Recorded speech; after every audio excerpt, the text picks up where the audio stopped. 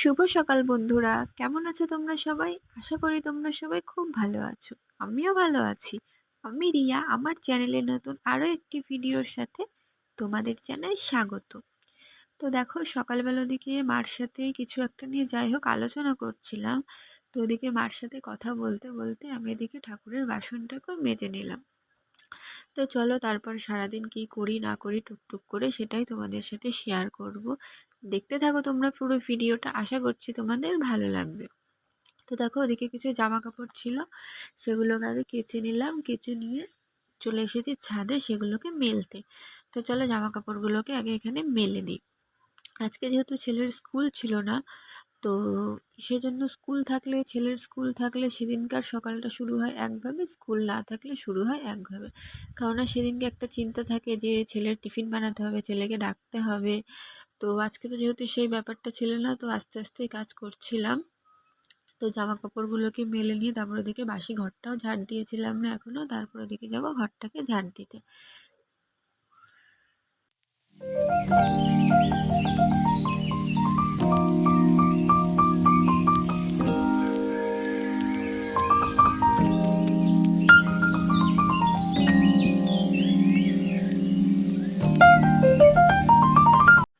তো ওদিকে জামা কাপড়গুলো মেলে দিয়ে তারপর আমি এদিকে চলে আসলাম নিচে ঘরের কাজকর্মগুলো সারতে।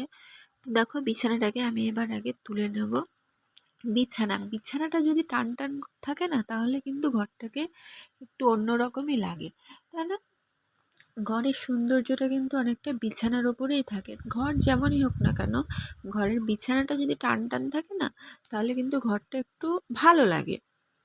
তো চলো, আমি এখন বিছানাটাকে আগে টান টান করে তুলে নিই, তারপর আবার কথা বলছি তোমাদের সাথে।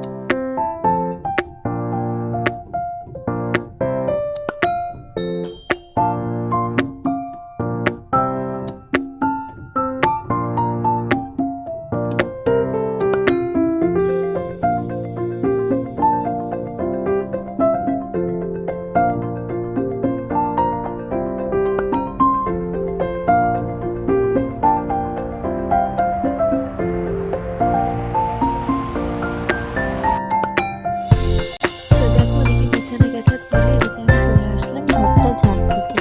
তো বিছানাটা তুলে দেখছি ওদিকে আমার বেজে গেছে ঘড়িতে 7টা। তো তারপর চলে গেলাম রান্নাঘরে ভাত বসাতে।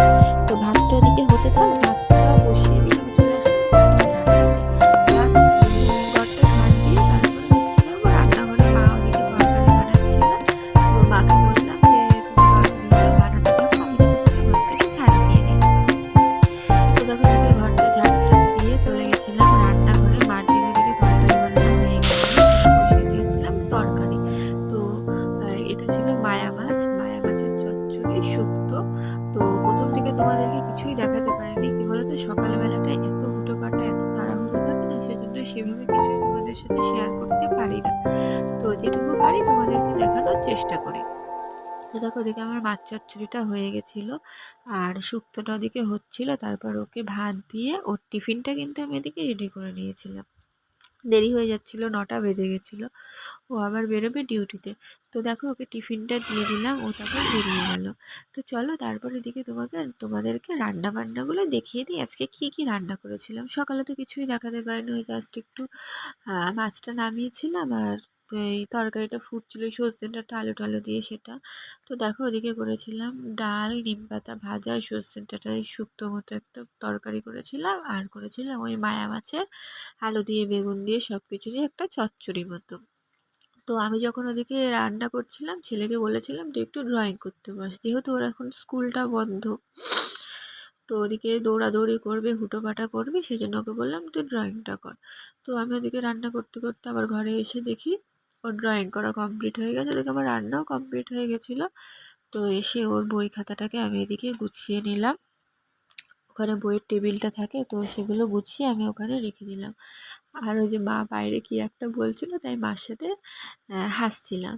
তো চলো তারপর ওদিকে সব কাজকর্ম সেরে টেরে বসে গেলাম খেতে। এখানে একটু খাওয়া দাওয়া করে নিই, ছেলেকে আগেই খাইয়ে দিয়েছি, ছেলে ওদিকে খেলা করছিল। তো এখন আমি ভাতটা খেয়ে নেব। খাওয়া দাওয়া করে তারপর আবার ওদিকে যাবো ছাদে, যে জামা কাপড়গুলো সকালবেলায় কেচে দিয়েছিলাম সেগুলো এতক্ষণে শুকিয়েও গেছিলো, যা রোদ দিয়েছিল আর গরম যা পড়েছে, মানে বীভৎস গরম, ভাবসা গরম একেবারে। তো চলো জামা কাপড়গুলোকে এখন তুলে নিয়ে নিচে ঘরে গিয়ে রেখে দেবো, এখন ভাঁজ করবো না, স্নানটা সেরে এসে তারপর ভাঁজ করবো। তো চলো দেখতে থাকো তোমরা পুরো ভিডিওটা।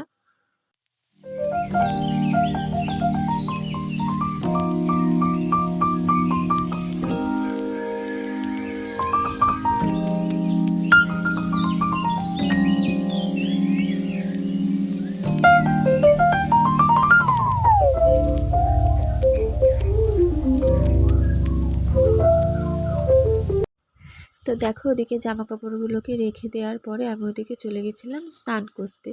ও তার আগে কিন্তু আমি ছেলেকে স্নান করিয়েছিলাম, ওকে স্নান করিয়ে তারপরে হচ্ছে ওকে পড়তে বসিয়ে আমি ওদিকে চলে গেছিলাম, আমিও তারপরে স্নান করে ঘরে এসেছি। তো ওদিকে ছেলে কিছু একটা বলছিল আমাকে, তো দেখো ওখানে ও পড়ছিল, আর আমি এদিকে স্নান করে ঘরে এসে একটু ক্রিম মেখে নিচ্ছিলাম। তো ক্রিম মেখে মাথা টাথা আশ্রিয়ে তারপরে হচ্ছে সিঁদুরটা পরে নেব। তো সিঁদুর টিঁদুর পরে তারপর ওদিকে ছেলেকে কিছুক্ষণ পড়াচ্ছিলাম, ওকে পড়িয়ে টরিয়ে উঠে ওকে ভাত টাত খাইয়ে দিলাম। তার মধ্যে যে জামা কাপড়গুলো আবার ওদিকে রেখে দিয়েছিলাম স্নান করতে যাওয়ার আগে, যেগুলো রেখে দিয়েছিলাম তো সেগুলোও তার মধ্যে সেই ফাঁকে আমি ভাঁজ করে নিয়েছিলাম ওকে পড়াতেই। তো তারপর ওদিকে উঠে খাওয়া দাওয়া করে নিয়েছিলাম, আমি খাওয়া দাওয়া করলাম, ওকে খাওয়া দাওয়া করিয়ে তো টুকটাক আরও কিছু কাজকর্ম ছিল সেগুলো করে টোরে কিছুক্ষণ শুয়েছিলাম। তো তারপরে দেখি দুপুরবেলা হঠাৎ করে শুরু হলো বৃষ্টি। তো যাক ভালোই হলো, বৃষ্টিটা হয়ে কিন্তু ওয়েদারটা খুব সুন্দর ঠান্ডা হয়ে গেছিলো, যা গরম পড়েছিল। আর ওই দেখো এদিকে পাঁচিলের উপর দুটো হনুমান বসেছিল বৃষ্টিতে। তো দেখো তারপর বিকেলবেলা ঘুম থেকে উঠে দেখি আমাদের ঘরের পেছনে যে ধান ক্ষেতটা ছিল না, সেটা একদম ধানগুলো পুরো শুয়ে গেছিলো। তো যাই হোক কী আর করা যাবে, ভগবানের সাথে তো আর কিছু করা যাবে না। তো তারপরে সব দেখে টেখে ওদিকে আবার ছেলে ঘুমাচ্ছিল, ছেলের জন্য দুধটা জাল দিয়ে রাখলাম, ও উঠলে তারপর ওকে খাইয়ে দেবো। তো তারপরে আমরা ওইদিকে সন্ধেবেলা সবাই মিলে বসে চাটা খেয়ে নিলাম।